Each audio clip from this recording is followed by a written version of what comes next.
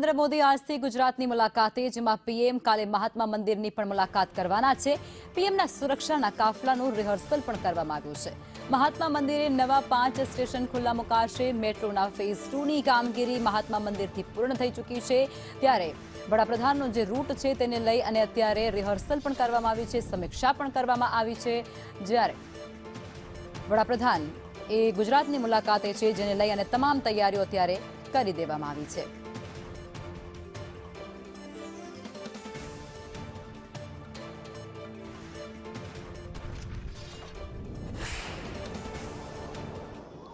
प्रधानमंत्री नरेंद्र मोदी आवतीकाले सांजे 5:15 कलाके गांधीनगरना महात्मा मंदिर मेट्रो स्टेशन खातेथी मेट्रो फेज 2ની જે કામગીરી પૂર્ણ થઈ છે અને છેલ્લું સ્ટેશન જે છે એ સ્ટેશન પરથી અન્ય 4 સ્ટેશન જે છે તેને ખુલ્લા મૂકશે, જેમાં મહાત્મા મંદિર, જૂના સચિવાલય, અક્ષરધામ અને સેક્ટર 24 સહિતના જે નવા સ્ટેશનો તૈયાર થયેલા છે એ સ્ટેશન ખુલ્લા પ્રધાનમંત્રીના હસ્તે મૂકવામાં આવશે। એ સાથે તમામ જે મેટ્રો ફેઝ 1 અને ફેઝ 2ની જે કામગીરી છે એ પૂર્ણ જાહેર કરવામાં આવશે।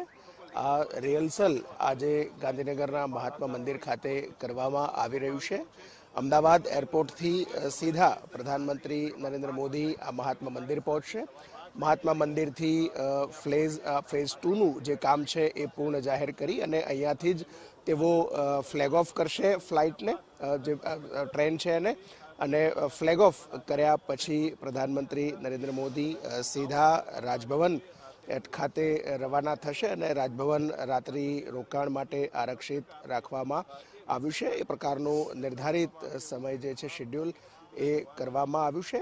આજે એક દિવસ પહેલાં આ સંપૂર્ણ કાર્યક્રમ છે એનું રિહર્સલ કરવામાં આવી રહ્યું છે કે કેવી રીતે અહીંયા કાફલો પહોંચશે, મેટ્રો સ્ટેશનની મુલાકાત લેશે અને સાથે મેટ્રો સ્ટેશન પર જ પ્રધાનમંત્રીની સાથે મુખ્યમંત્રી ભૂપેન્દ્ર પટેલ પણ રહેશે, રાજ્યપાલ પણ તેમની સાથે રહેશે અને ત્યાં ફેઝ 2નું આ છેલ્લું સ્ટેશન છે ત્યાંથી મેટ્રો સ્ટેશન પરથી ટ્રેનને લીલી ઝંડી આપી અને એ કામગીરી છે એને પૂર્ણ કરી અને સાથે નવા સ્ટેશનો ખુલ્લા મૂકવાનું જે એક પ્રોગ્રામ છે એમાં તેઓ હાજરી આપશે।